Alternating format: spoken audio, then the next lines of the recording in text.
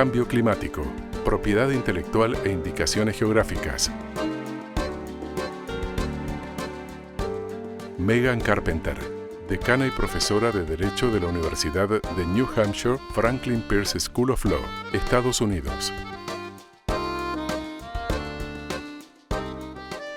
Mario Pomares, socio director de Berenguer y Pomares Abogados, SLP, España.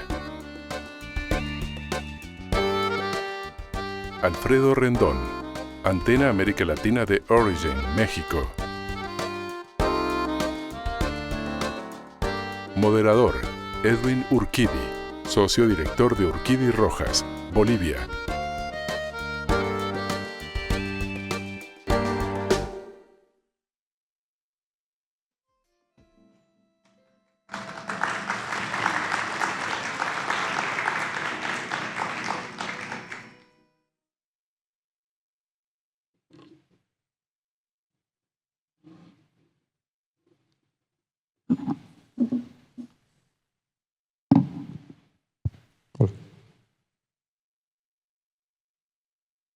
Bueno. Good afternoon.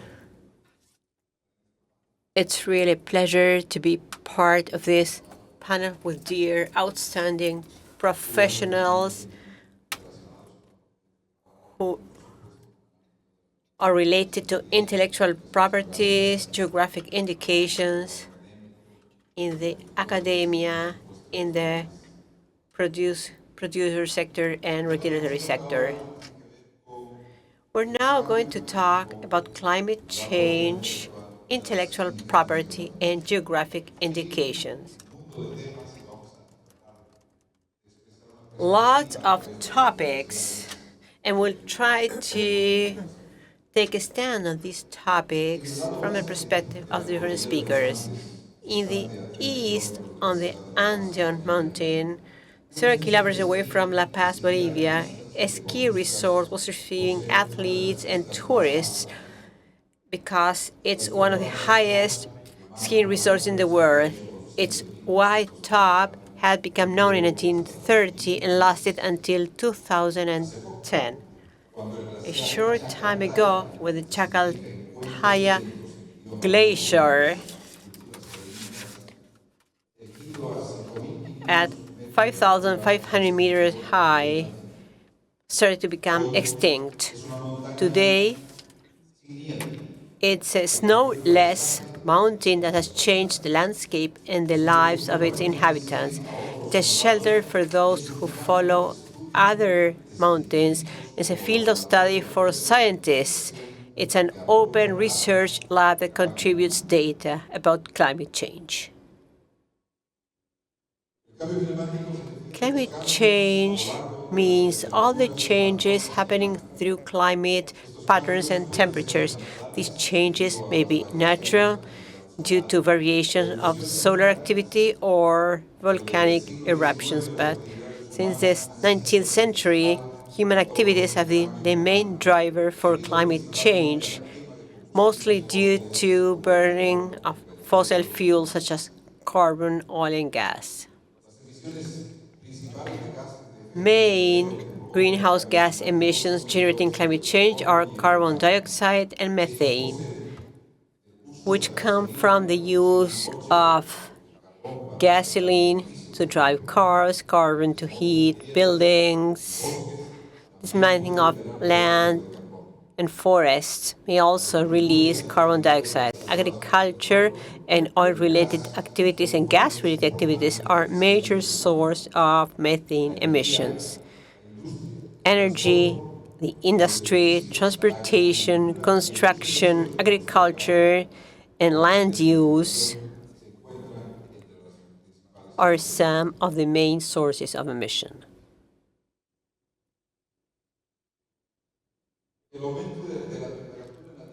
Increased temperature on Earth is not a lie. It's a reality that is of concern for governments, producers, and beneficiaries of geographic indications as well.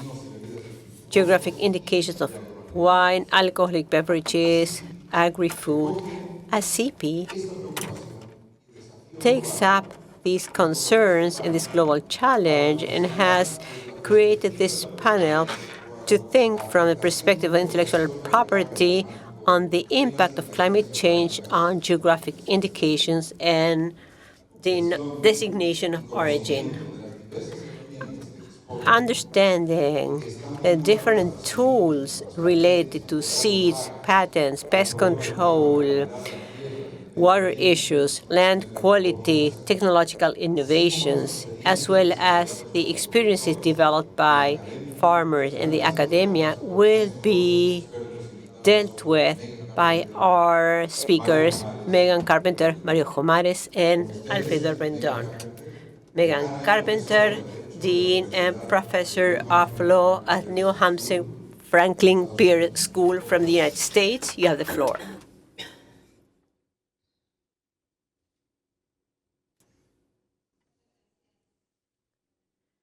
Thank you. Good afternoon, everyone.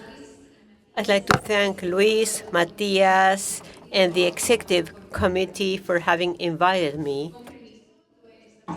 I will make this presentation in English since my Spanish-speaking skills are quite restricted.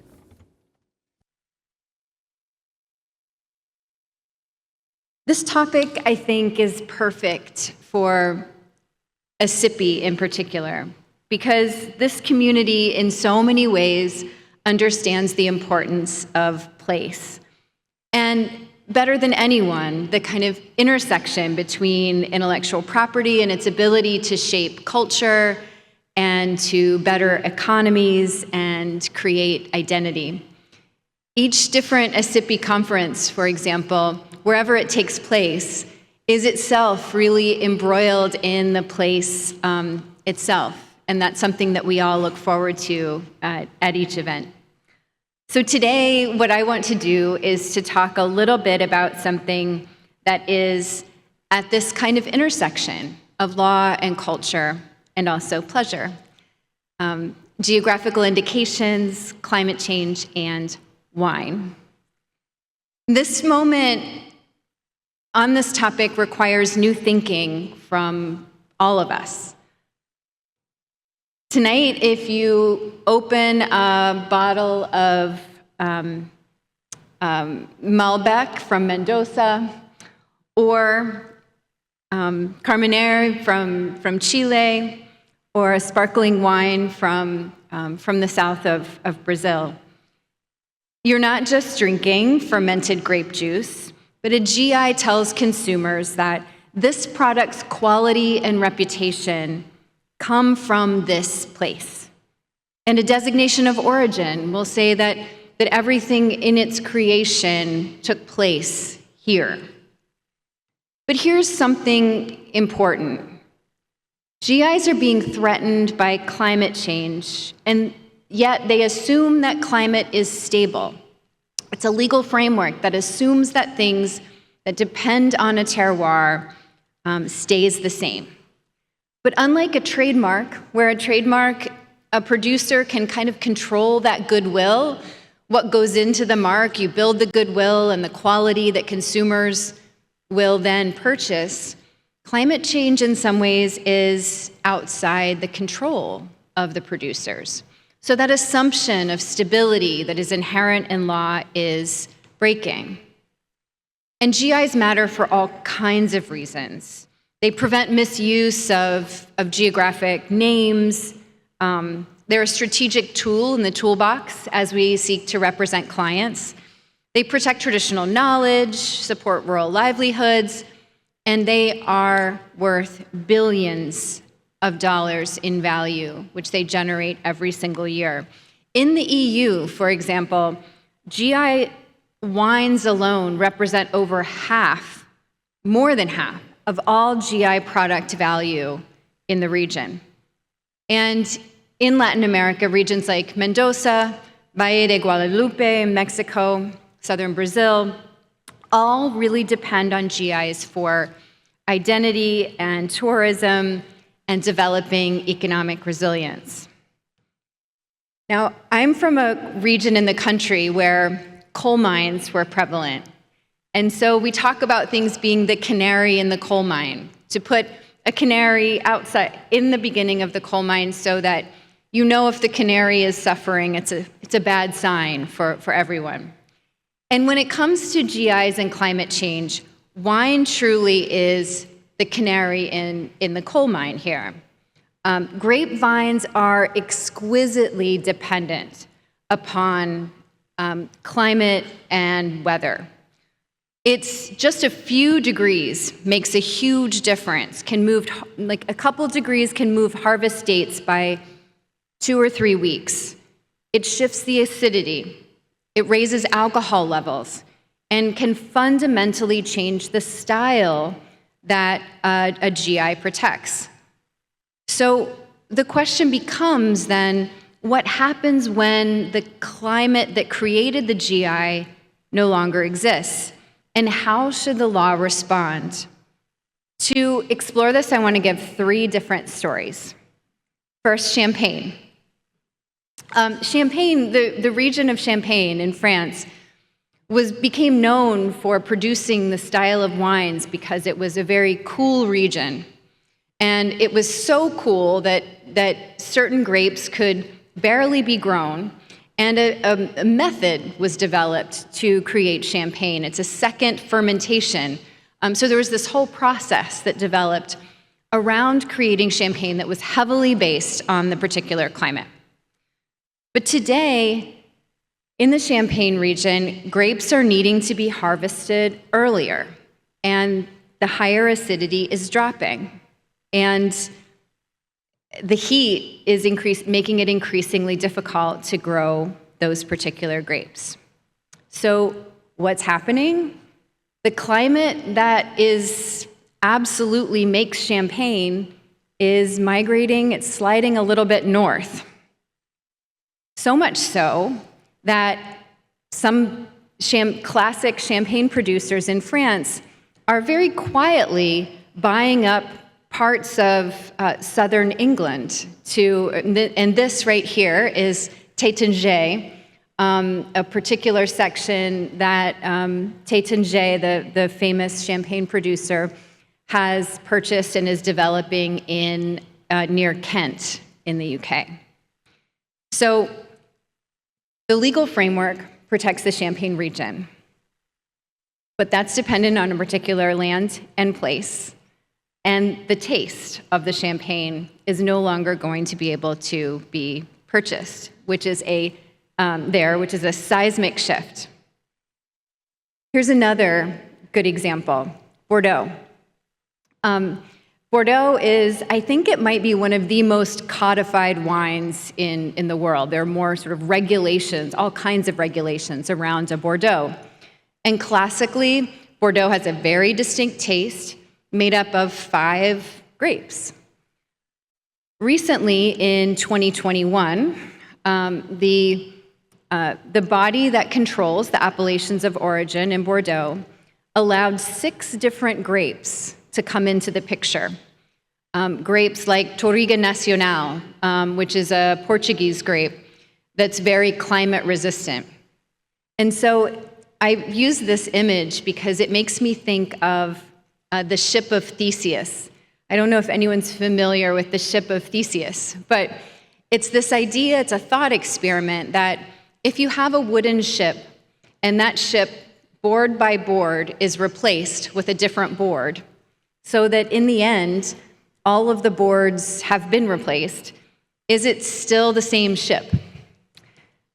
Bordeaux, if we're replacing grapes, if we're adding different grapes, at what point does a Bordeaux cease to be a Bordeaux? So let's bring it a little bit more closer to home. Let's talk about Mendoza and the Andes. Mendoza is really a master class in how climate and GIs interact with one another. The DO structure in particular is built on a high desert climate, high altitude desert climate. The diurnal shifts, the particular fluctuations, the cool nights, the alluvial soil, the snowmelt from the Andes. But today what we're seeing our glaciers that supply that irrigation water are melting, and the heat and drought are intensifying, and so producers are beginning to plant higher and higher in the Andes, in places like Gualtillari, which I think is about 1,300 meters of altitude and beyond. So it presents a lot of different questions because some of the world's best wines are now coming from altitudes that were once absolutely unthinkable a decade ago. And that's particularly in the Andes. These questions might be things that we ask people about for those of us going to Mendoza after this conference. It's fun and work.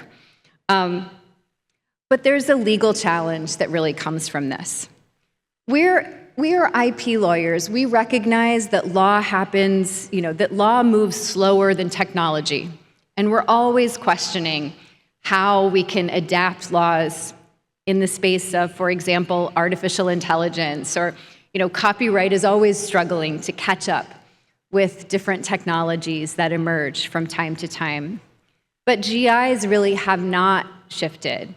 And it's an opportunity, I think, for us to think about and explore some of these pressure points that are coming up. Should there be flexibility? And at what point do you have so much flexibility that it is the ship of Theseus and it no longer means something? So how do we keep these legal frameworks meaningful so that it can generate economic benefit for so many emerging economies and protect culture and traditional knowledge without losing that meaning? Some things that are kind of pressure points include specification flexibility, like we've seen in Bordeaux, geographic boundaries, like we see in Mendoza and Champagne, and can sustainability as part of origin, can we actually create legal frameworks that support sustainability and climate resilience? Here, one thing that's important to note is that the international legal framework here is totally insufficient. TRIPS and Lisbon, they all came before the climate crisis, so they don't particularly address what we need to. But there's a real opportunity here for harmonization, for innovation, and to create something good for the world. It's a real opportunity for Latin America as well, because while we have individual countries passing individual laws around GIs, including Argentina, here, Chile, Brazil, many are just developing GI laws. So it's an opportunity, I think, for this region to lead around the world, in contrast to the EU, where the laws are very entrenched. And so as these laws are being developed, to incorporate some of these innovative possibilities. Some of the things that we might incorporate include building periodic climate reviews into GI laws, providing clear legal pathways for varietal changes and anticipating those in advance, considering the altitude, the slope, the weather, the diurnal shifts, and embedding, to do something good for the world, to embed sustainability criteria into GI codes from the outset. And one of the things that's incredibly important for us is that we consider harmonizing these across borders, because while GIs are incredibly local, trade is certainly global. Gracias y salud.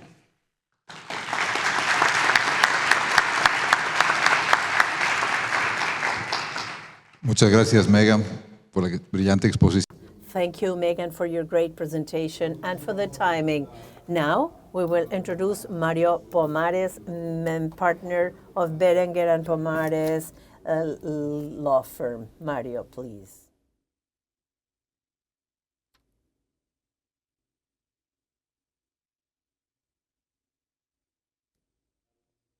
Good afternoon. Thank you very much, ASIPI, and thank you, Edwin, for letting me refer to a very important topic for me, but especially very important for IP and for all of us in general. Climate change is something that is not the future. This is something that we have here among us, and how this is affecting GIs. First, I would like to briefly talk about what GI represents in terms of sustainability. I will talk about an example in Spain. This is the place, the location where the Iberic hill is located, with products of origin denomination like Iberian ham. I will give you some examples of adaptation of GIs to climate change. Before continuing, and this is December 1st, this is an important day for GIs also, because today the European system on GIs for handcraft and industrial products is being opened. This is something we did not have in Europe, and starting today, WIPO of the European Union can start receiving requests or applications on industrial and handcraft products, something that we did not have till today. Now, if we go to the topic, the relevant topic, the policy on quality in European Union has been quite successful lately. We mainly devote great part of the budget on agriculture, and it has taken almost 50% of the UE budget, a bit less now, but it's the main policy of the UE, Common Agricultural Policy. And as part of these policies, agricultural and GIs only the products of maximum representation at UE level. Among the goals that appear as a set of rules in the UE, and especially in 2024, there's a big emphasis on the transition towards a sustainable feeding system. This requires sustainable product methods. They have to respect the environment and the climate. They guarantee animal health, efficient as to the use of resources, and to be responsible as to the social and ethical aspects. Sustainability practices that the European Union wants farmers to adopt as to products with good quality in the field of agri-food industry, they need to have an environmental goals, social goals, and economic goals. As part of the environmental goals, we have mitigation of climate change and the adaptation, conservation and sustainable use of soils, landscapes, water, and natural resources, preservation of biodiversity, conservation of not very common seeds, races, and vegetable autochthonous varieties.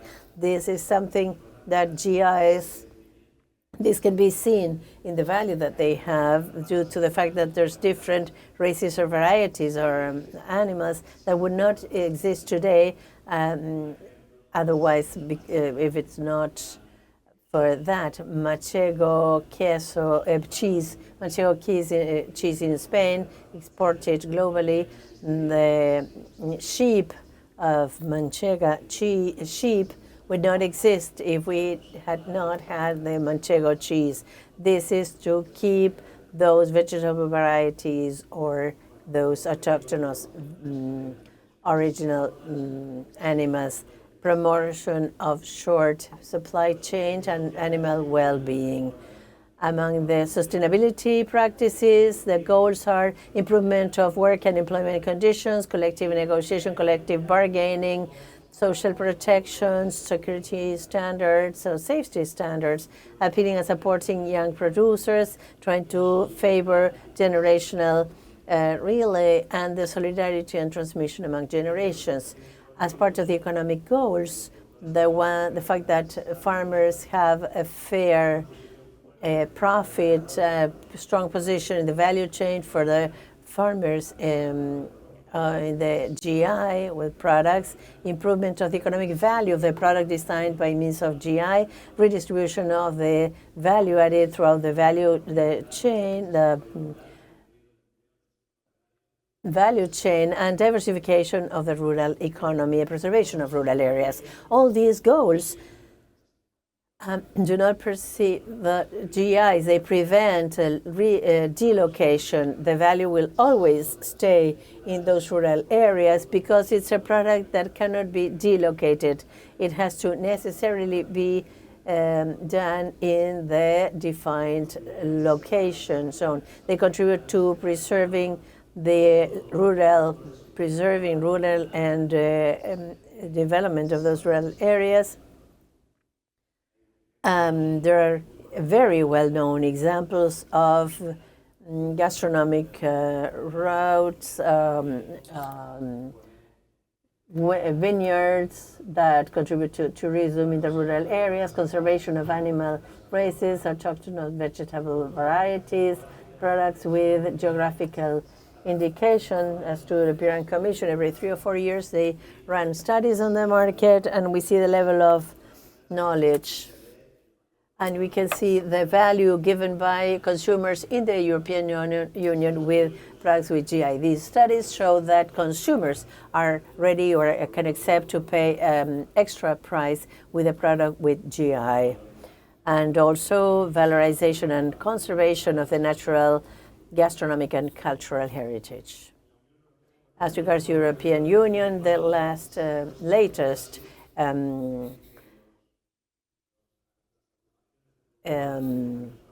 statutes regarding geographical indications, they can report what they are doing in the field of sustainability. In public basis, there's a specific section called Declaration of Sustainability.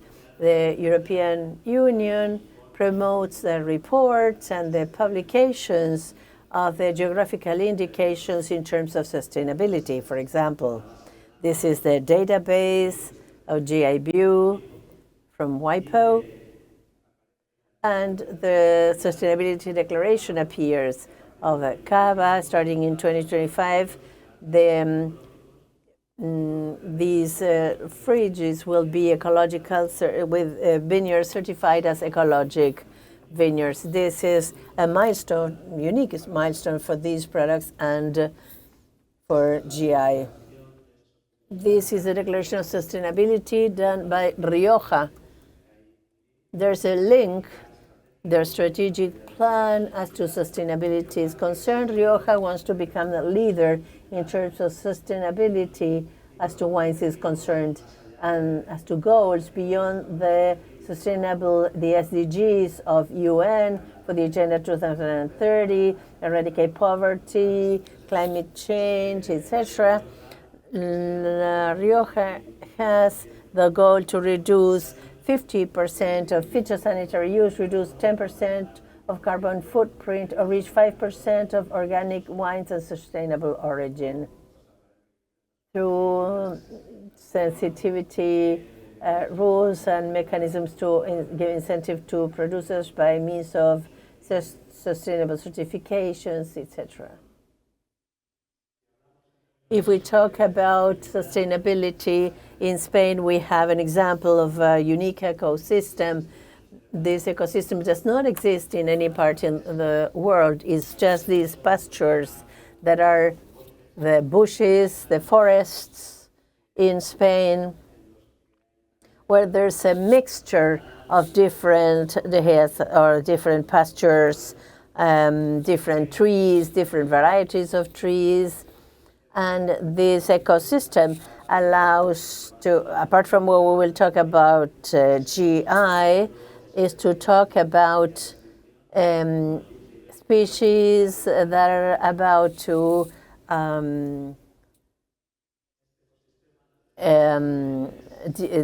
disappear. This ecosystem is the Iberic habitat.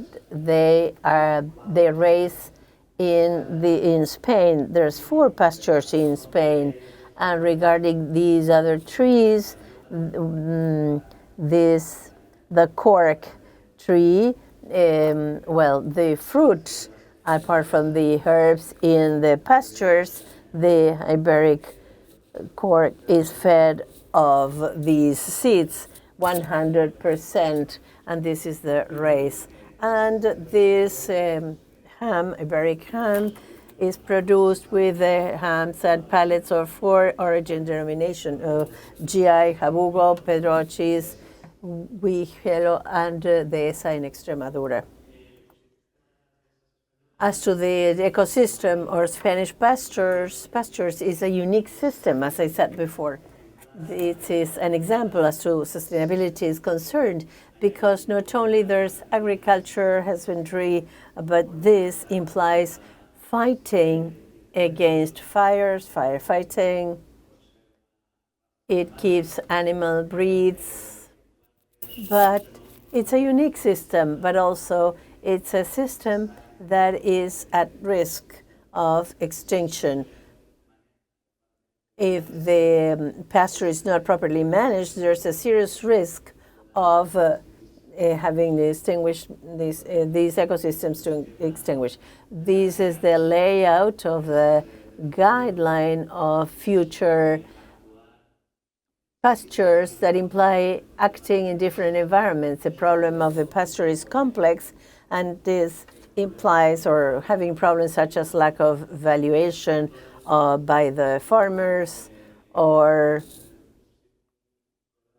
the main problem is cattle raising faced with extensive cattle raising. The Iberic porks, as we have seen, Iberian pork, 100% of this feed, they are managed extensively on a surface of 2 hectares. Porks need to have 2 hectares of surface. This would be like 2 soccer fields. They are managed intensively. There are more animals per hectare. In that case, this would imply more contamination and a risk for the pasture. So the management in extensive cattle raising is something necessary to keep those pastures. As to the geographical indications are a tradition. The tradition is not contrary to innovation. Before, somebody mentioned the need to make changes as a consequence of climate change. There's some risks of losing products with certain specificities that we have globally, not only in the European Union. This is an area where there's a lot of potential as to GIs is concerned. And leveraging the growth of GIs in the region, we should also take into account these things, not only to protect tradition, but geographical indications need to also lead innovative initiatives, precisely to be able to keep the specificity of the products. The regulation of the European Union allows to make different modifications on the conditions, on the set of rules, and there are temporary modifications of the tender, the things related to phytosanitary conditions, sanitary conditions. And these mechanisms, something that Megan said this before, we need certain flexibility. We need the bodies responsible for approving these conditions, these changes of the conditions, to perform the studies and to approve them or deny them or reject them, but they need to do it fast. Because if we have a system that it takes a year or 2 to make changes, this does not make any sense. We need changes of the conditions approved fast. An example of a unique ecosystem and sustainable ecosystem are the Galician rivers, 180 million tons of seafood is produced in that area, and we have a product that is an area that is protected, one of the seafoods. The system is very special. There's the water coming from the rivers. One part of the water is colder, the other one is warmer, and one that has more saline components, and the other one less saline components. In the last years, the temperature of waters has gone up between 2 and 3 degrees. That means that the seafood will have worse feed, to have diseases. This has implied a reduction of 30% of the production of the region for mussels. What is changing as to GI? The trays where you see the mussels that are hanging, where they grow, and where the seed is cultivated, we need to optimize the cultivation points. The animal gets much better feed in the external part of those estuaries or tidal rivers. These trays only exist in Galician area. Some mussels are also produced in other regions, but not in these trays that have to be taken out. This implies changing the polygons and those trays. Other things such as changing the methods to capture the seeds. Traditionally, the seeds are captured manually on the rocks.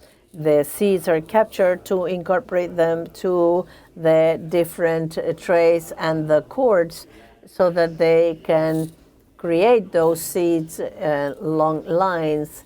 They are lines that are hanging with systems that are done directly in the tidal rivers. Another example of adaptation to climate change is the Granada del Ce designation of origin. 3 years ago, there was a thrips pest, which is a 2 millimeters long insect that made producers lose 60% of granate trees. So they urgently requested for plant health control products to be approved so as to control this pest. Over the past few years, there's been an increase in temperature. This problem is not so much temperature increase, but the heat stroke that affects pomegranates. Over the past 2 years, the temperatures in Elsie's area have exceeded 40 degrees. This had never happened before.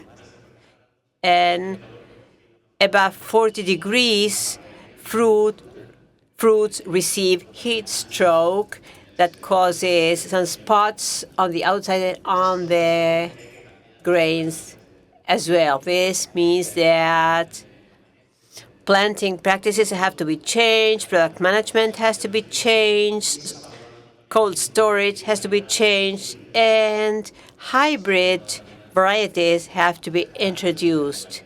What the previous speaker said, varieties have to change, and now they're working on the development of a hybrid of this pomegranate fruit. And this is the end of my presentation. Thank you very much. Thank you, Mario. Well, now listen to Alfredo Rendón, who heads Antena América Latina de Origen from Mexico. Good afternoon. I'd like to thank ASIPI and the beautiful city of Buenos Aires for allowing me to share some topics related to designation of origin in Latin America. We're going to focus on Latin America. Geographic indications for Latin Americans are something that make us proud, and we have a huge potential in terms of differentiating products that we have in our country. But this potential still needs development because, as I've already said, we have lots of products, but we still need to make them reach all markets.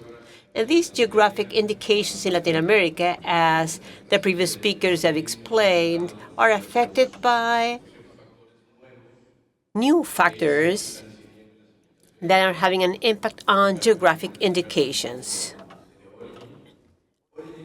Origin is an organization that groups over 600 associations from all sectors: wines, alcoholic beverages, craft work, and we will now get more support through EU regulations.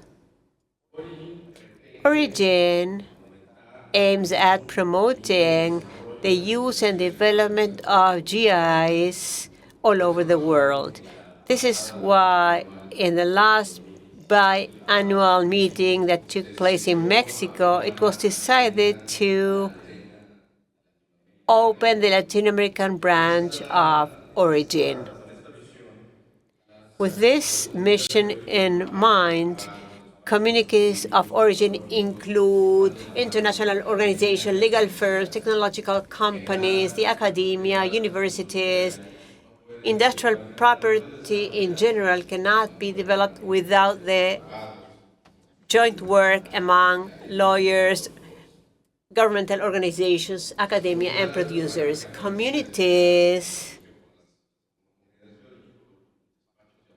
have joined Origin as well as specific legal firms and specialized legal companies. The goal is to have these geographic indications have right governance and management so as to reach new markets, and especially to help producers to face their issues. These participating organizations are international organizations, legal firms, as I've already said, and the whole productive sector.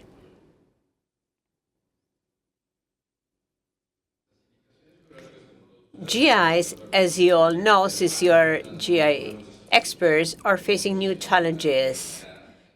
We have the issue of equity that was not even considered in the past. Obviously, sustainability, which is one of the most important elements, and traditional knowledge. This leads us to make some changes in the treatment of geographic indications. In the specific case of this panel, sustainability becomes very important because we have to consider several aspects. GIs reflect the idiosyncrasy and natural factors of a region. Especially, we feel proud to talk about traditional knowledge, but in some cases, this may be in conflict with the new sustainability policies. Control and management of GIs have to consider the changes that are affecting regulations. The regulations in terms of sustainability related to GIs are relatively new, and there are big gaps. Europe, as previous speakers have said, have made some progress with the new 1143 regulation, but there's still a lot of room for improvement to support this regulation that will help us keep the tradition of GIs, but at the same time face the new challenges. Why is it key for GI to keep working on sustainability? Today, going back to the specific case of Mexico, BBC published a story and said that if we do not take care of bats in a short time, we will not have mezcal or tequila because those animals help us to generate agave. And if we do not take into account all the aspects in a short time, our GIs will be affected. These new regulations in the field of sustainability have an impact on everyone: producers, marketers, governments, local governments, because our GI products cover several sectors, and in each of them, sustainability plays a key role. Food, beauty and personal care, clothing. We have to protect animal health. And these demands also reach retailers who take their products out to the market. Going back to tequila and the story I've just mentioned, there is a positive example of how sustainability is being regulated in the field of GIs. GI for tequila, designation of origin, launched a new brand that is ARA, which is Agave, responsible with the environment. The goal is to prevent deforestation in order to get the necessary authorization to produce tequila. And the bonus added by the ARA brand, you have to prove that the fields have not been subject to deforestation. We have agricultural plots here on the map. You can see how the situation has changed and how you can see who is meeting the requirements of the environment and sustainability.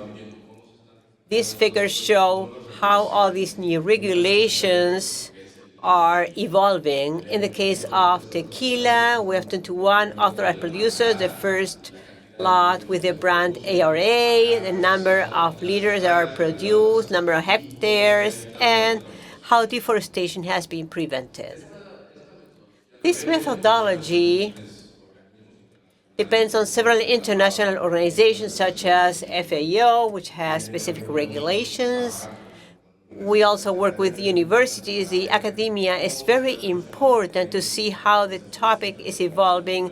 We also work with international organizations such as the WIPO, which offers mentoring in Latin America for the development of GIs with sustainability.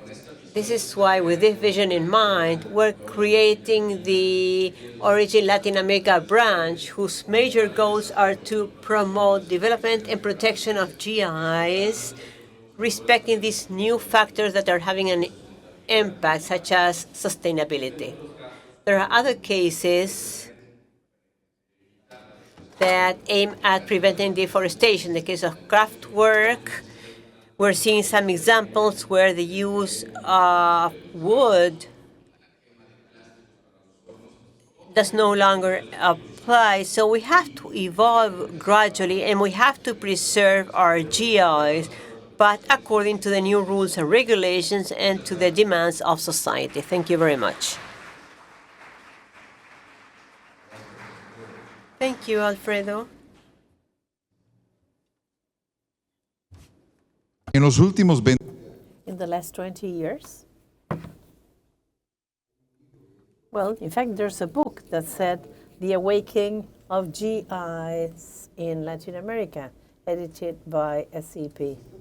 The system comes from Europe, related to culture, territory, geography, the people, farmers, peasants, those who plant seeds, who tailor the land. This year, it's the boom of GI that is hitting Latin America quite strongly in the last 4 years, or last year.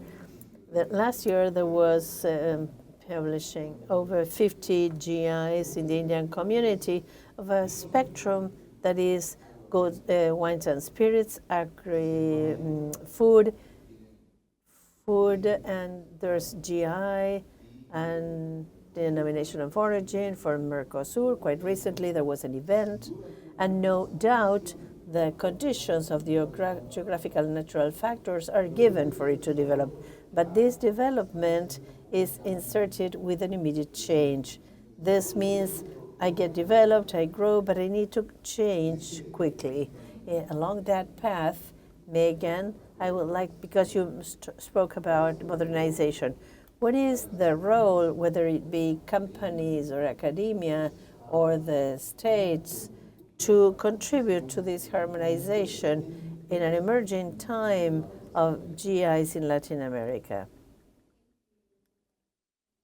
You know, I'm not a fan of just academic questions for academic sake, which is ironic given that I am an academic. But I think that there's a real role for academics to play, for universities as a whole, for organizations like Origen. This is a real moving target. It's an immediate problem, and there right now we have many different. The regional frameworks are not solid. The international framework is not sufficient, and we have individual countries sort of coming up with model laws. But the problem is that trade is global and commerce is global, and there's a real opportunity, I think, for innovation in a way that promotes harmonization of laws around GIs around the world. We have in Latin America, there are a lot of bilateral trade agreements that include provisions for GIs, so it even adds an extra layer of complication. So I think there's a real opportunity here, and it's something that that we can incorporate as Latin America develops GI protection and laws to accommodate some of the particular aspects we've discussed today. I'm a little concerned about making the frameworks around GIs very flexible, because if that's the case, does it mean anything at all? So how do we make sure that the framework that we set out is still meaningful, that there is a geography component to a geographic indication that is not ultimately flexible, but it also accommodates some of these changes over time? And I think that is a really difficult balance to strike, but it's one that is worth having these conversations, and I think organizations like ASIPI can be a huge part of that. Muchas gracias, Megan. Mario. Thank you, Megan. Mario, at some point in time, you spoke about the conditions, the tenders. In general terms, we know that because of the geographical characteristics, a declaration of the denomination of origin and GI is achieved by means of having a set of conditions. This set of conditions has a specific characteristic: the type of soil, the flavor, geography, the way to work, etc. With that foundation, we grant the declaration. The question is, what happens? How are you seeing Europe so that when those conditions change, that geographical indication will be cancelled? Will it be cancelled? Will it migrate? Will it be changed? Is there any legislation today regarding that fact? Because it would be logical. For example, as to Decision 486, there is a section that says that the GIs will exist as long as the conditions that have to do with that denomination where they have a place, when they apply. The set of conditions is a basic document that should have any geographical indication, a denomination of origin, and the conditions are set by the requirement the product should have to benefit from that quality figure. And this is something that the system states a recertification process. Not only should those conditions be met, but they have to be certified so that they comply with those conditions, so they meet those requirements. The most important thing is in a set of conditions is always the bond that will set, I would say, the field, human contribution, all those contributions. How do they define the product so that it has differential characteristics? So changes are allowed as to conditions. The most difficult changes are the ones that affect the bond, the link, because it's important for a product not to lose the differential characteristics. So there could be certain practices that will adapt, that will not affect the bond. And I understand they are simple changes to be made, but as long as a product may lose its differential characteristics, well, we need to see how practices can be adapted, how the different varieties or crops, etc., so that the qualities of the product are not affected. So as I said before, the requests to make changes that legislation allows for, we need this to have certain flexibility and to solve it in a fast way.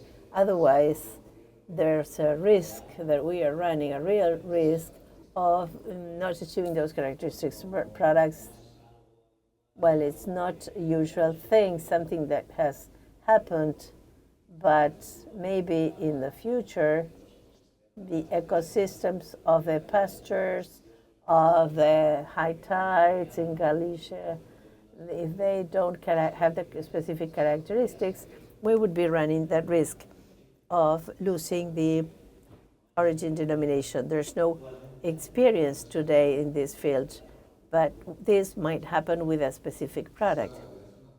This is a challenge that quite likely this will arise. Climate change is unavoidable. Alfredo, origin is related to farmers. As I said, copyright and collective management societies, we talked about the SIPs, the governors, farmer related to the bond, geographic bond and social bond. How should this government be today? How should we have a look at what is there right there in front of us? The work of a regulating body. See, no doubt the first step is to integrate growers, to define the conditions, a set of conditions and a GI. But the most important thing is that it works. We have knowledge, declaratory protection of a GI or an origin denomination. But if it does not have a good system for governance and administration, it will never reach the goal, that is the benefit of growers and having access to the different markets. Without these two elements, it will be a publication that we have but in a chart, but it will not be good enough for the origin denomination, and it will not be able to defend itself when faced with third parties, and it will be able to adapt to those new requirements that we mentioned before, generated by climate change as equity and traditional knowledge. ASIPI ran a study on the impact of GIs, led by Jorge Chavarro, the Committee on Geographical on GIs. They also work in this field. And I will give a general figure, 100 origin denominations. Not even 10 can have councils. This is another limitation. It's an outstanding activity. The activities of the companies, of the growers, they need to tackle this. And there's an important position. We are about to finish, but we will give the floor now so that you can ask questions to our panel members.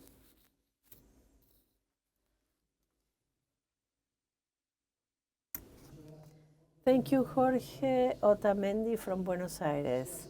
I would like to clarify something here, because I believe it is very important to deal with the topic that we are covering.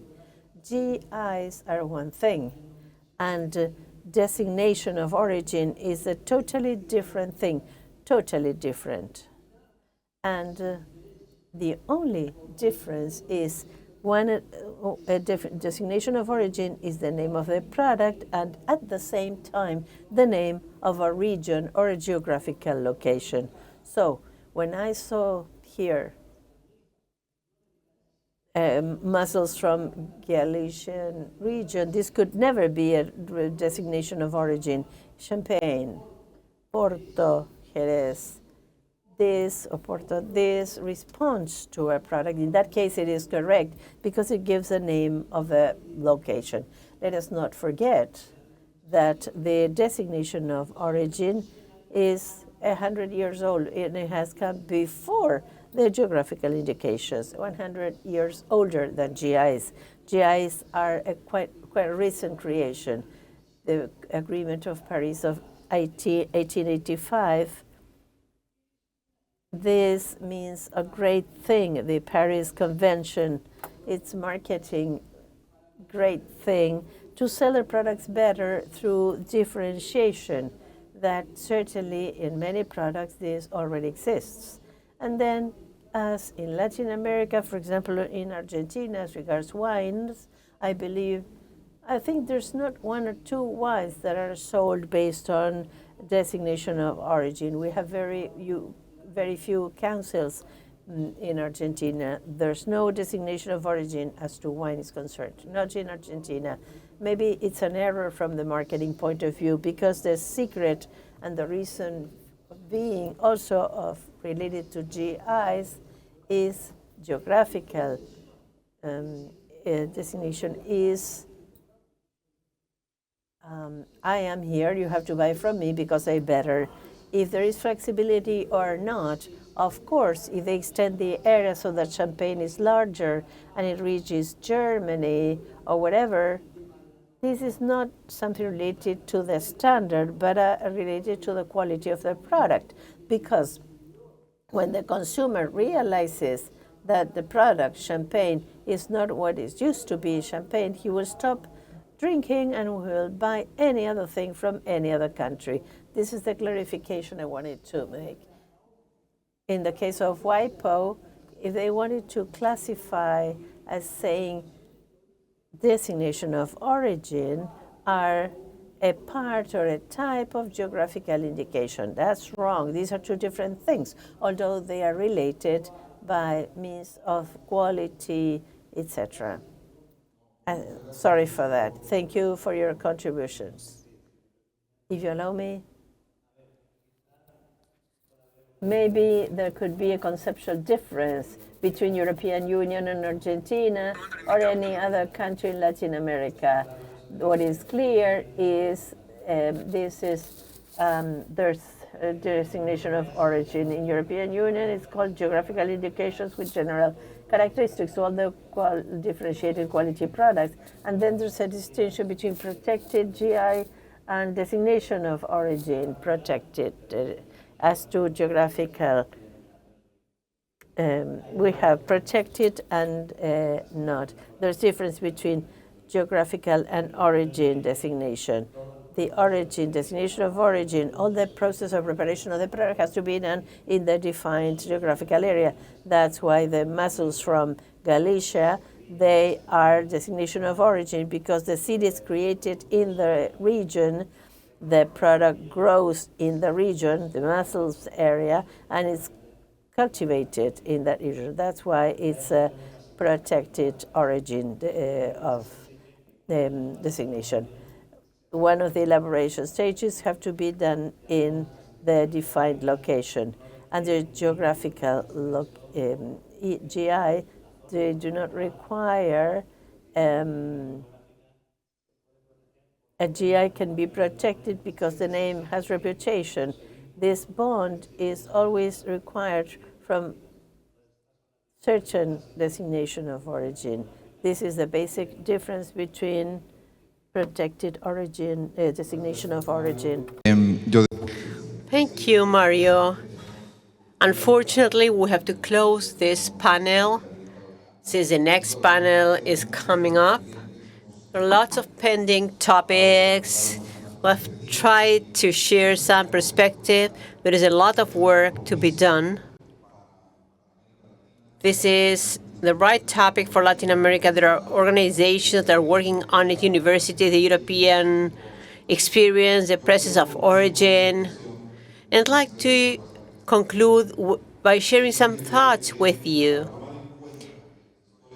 We should consider that in the history of Earth as a living being will be affected by climate change, not for the very first time. And there is a memory that may be collected considering the transborder, transgenerational, and transdisciplinary nature of this topic.